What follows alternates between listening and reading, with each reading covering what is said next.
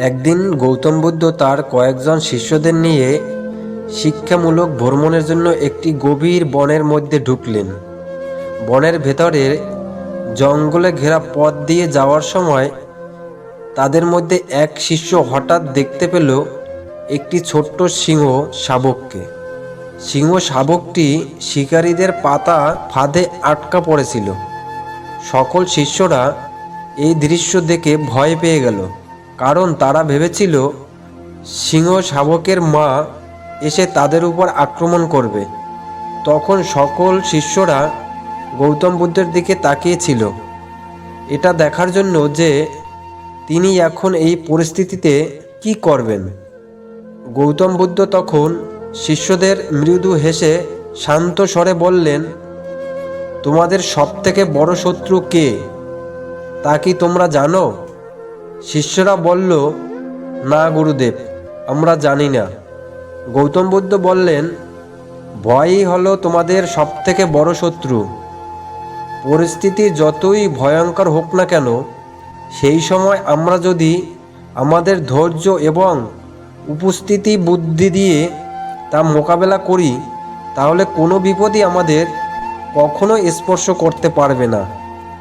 গৌতম বুদ্ধ তখন শিষ্যদের নিয়ে ফাঁদটির কাছে গিয়ে ফাঁদটি খুলে দিলেন এবং সিংহ শাবকটি মুক্ত হয়ে গেল।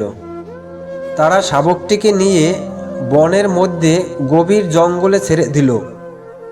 তখন গৌতম বুদ্ধের কাছে এসে শিষ্যরা জিজ্ঞেস করল, গুরুদেব, আমরা যে এই কাজটি করলাম, এতে আমাদের কি লাভ হলো?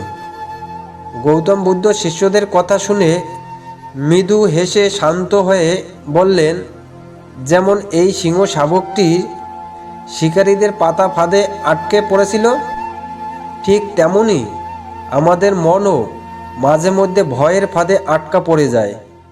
তাই আমরা যেভাবে শান্ত হয়ে ধৈর্য ধরে সিংহ শাবকটিকে মুক্ত করলাম, তেমনি আমাদের মনের মধ্যে থাকা ভয়কেও ফাঁদ থেকে মুক্ত করতে হবে। তোমরা যখন ভয়কে সম্পূর্ণভাবে নিয়ন্ত্রণ করতে শিখবে, তখন তোমাদের জীবনের চলার পথে যত বড় সমস্যাই আসুক না কেন, তা তোমরা খুব সহজেই মোকাবিলা করতে পারবে। এই গল্প থেকে আমরা শিখতে পারি যে ভয়ই হলো আমাদের চলার পথে অন্যতম প্রধান বাধা, যা আমাদের সাফল্যের পথে এগিয়ে যেতে বাধা সৃষ্টি করে।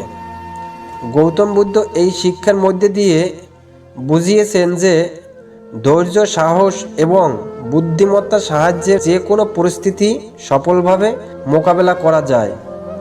ফাঁদে আটকা পড়া সিংহ শাবক যেমন ধৈর্যের মাধ্যমে মুক্তি পেয়েছে, তেমনি জীবনের যে কোনো সমস্যায় পড়লে ভয়কে জয় করেই সামনে এগোতে হবে।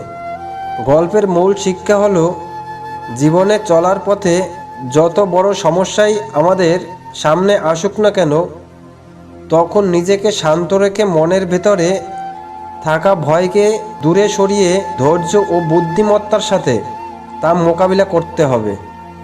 গৌতম বুদ্ধ দেখিয়েছেন যে সমস্যাকে ভয় করলে আমরা আটকা পড়ে যাব, কিন্তু সাহস ও মনোবল নিয়ে তা সমাধান করলে আমাদের সাফল্য আসবেই।